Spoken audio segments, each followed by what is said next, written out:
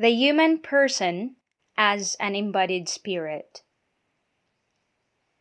One of the dominant themes in the course Introduction to the Philosophy of the Human Person is the idea that the human person is an embodied spirit.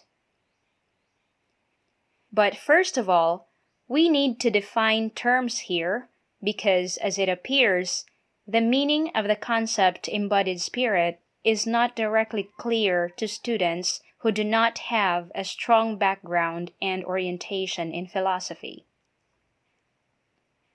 And so, what do we exactly mean by embodied spirit? The most direct connotation that comes to mind when we say something is embodied is that it is being materialized or incarnated. Hence, when we say embodied spirit, we normally thought of a spirit being incarnated. However, the idea of a human person as an embodied spirit does not necessarily refer to the incarnation or materialization of spirit as an immaterial entity. The embodiment of the spirit in the context of Christian philosophy specifically refers to the inseparable union of body and soul. Thus, when we say embodied spirit, we mean that the body is not separate from the soul, just as the soul is not separate from the body. So, when we say that the human person is an embodied spirit, we specifically mean that the human person is the point of convergence between the material and spiritual entities, that is, between the body and soul. We cannot talk, therefore, of the human person without the union of body and soul, just as we cannot talk of anything without the union of matter and form.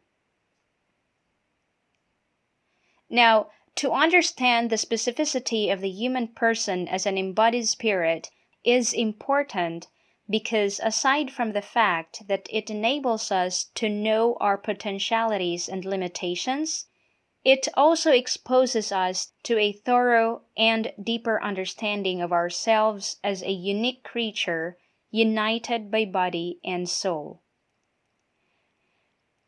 With this caveat in mind, let us now proceed to an engagement with one of the most famous philosophers in this particular scholarship, namely Aristotle.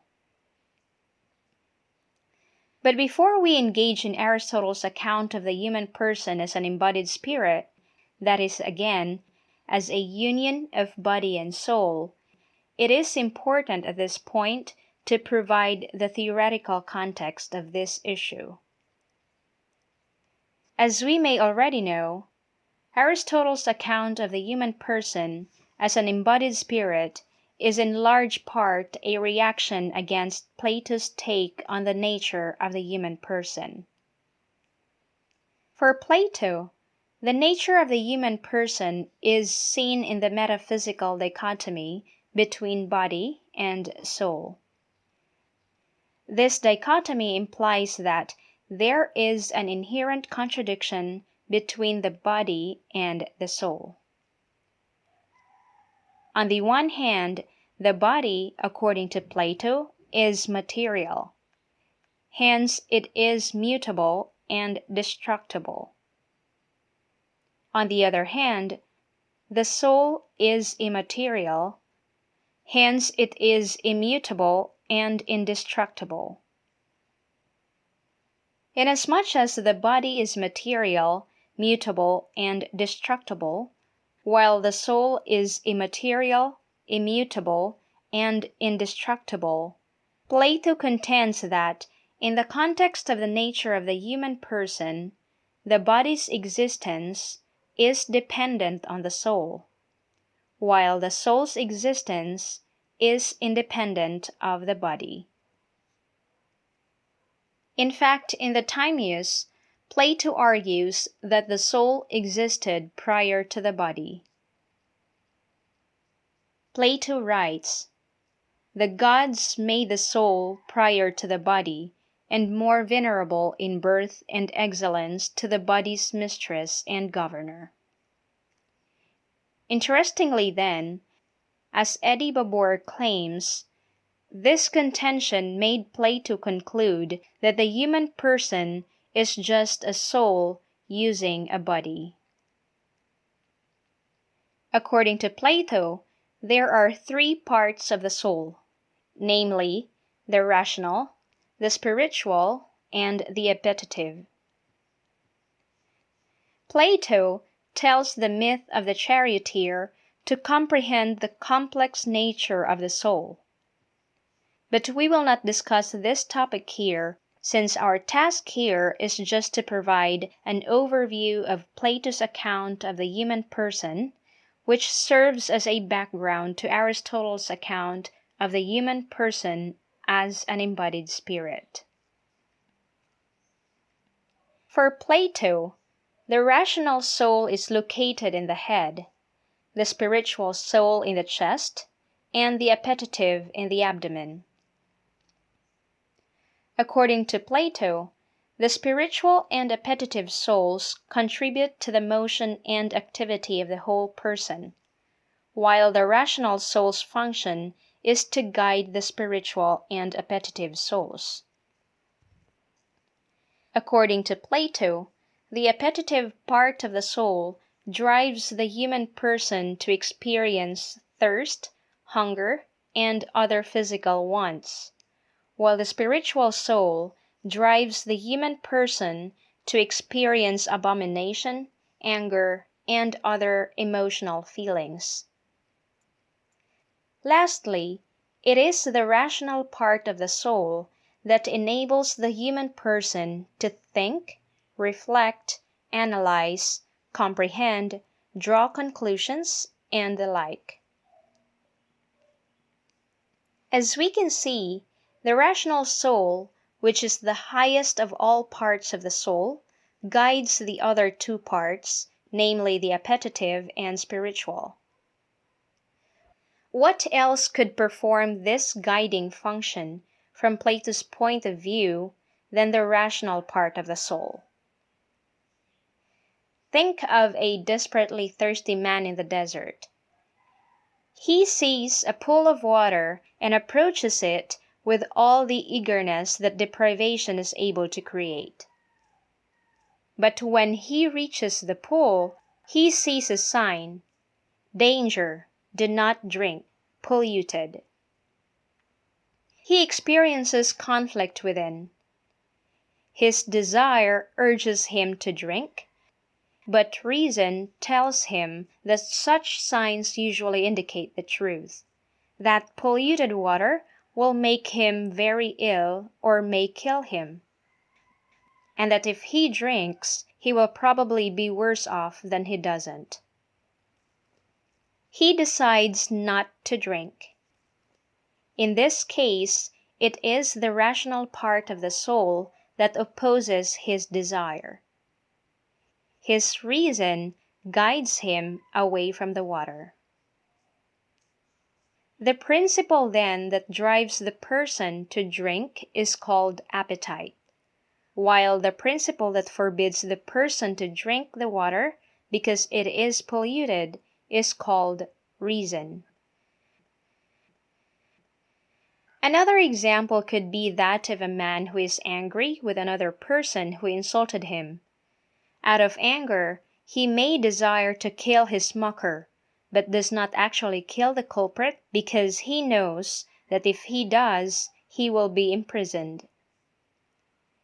With the same thread of reasoning, Plato argues that it is the spirit in man that makes the person angry with his derider.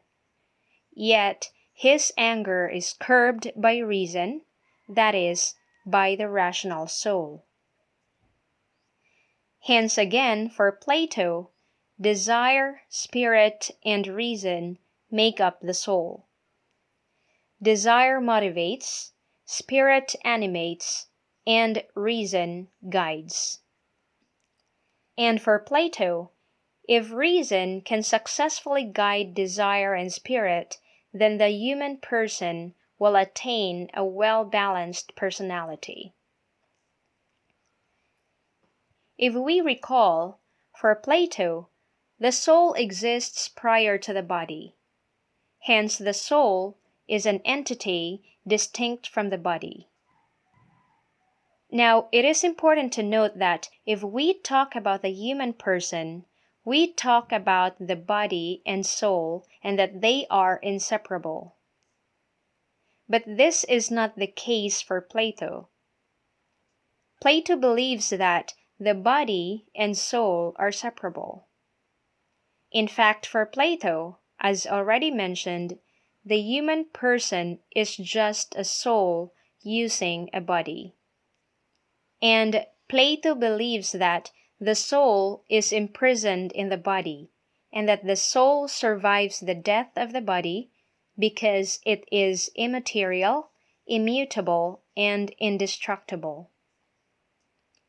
This means that for Plato, when the person dies, the body decomposes, while the soul leaves the body and goes back to the world of forms. It must be noted that in Plato's doctrine of form, there are two kinds of worlds, namely, the world of forms and the world of matter.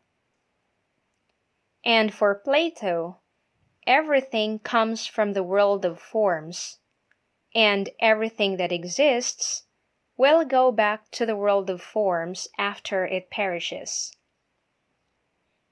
Again, when the human person dies, the body decomposes and the soul will go back to the world of forms and lives there eternally.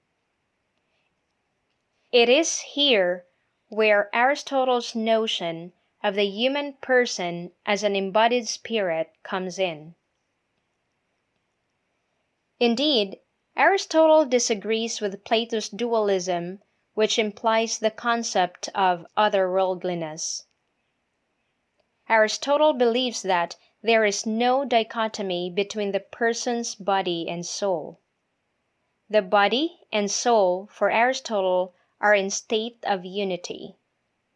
They are inseparable.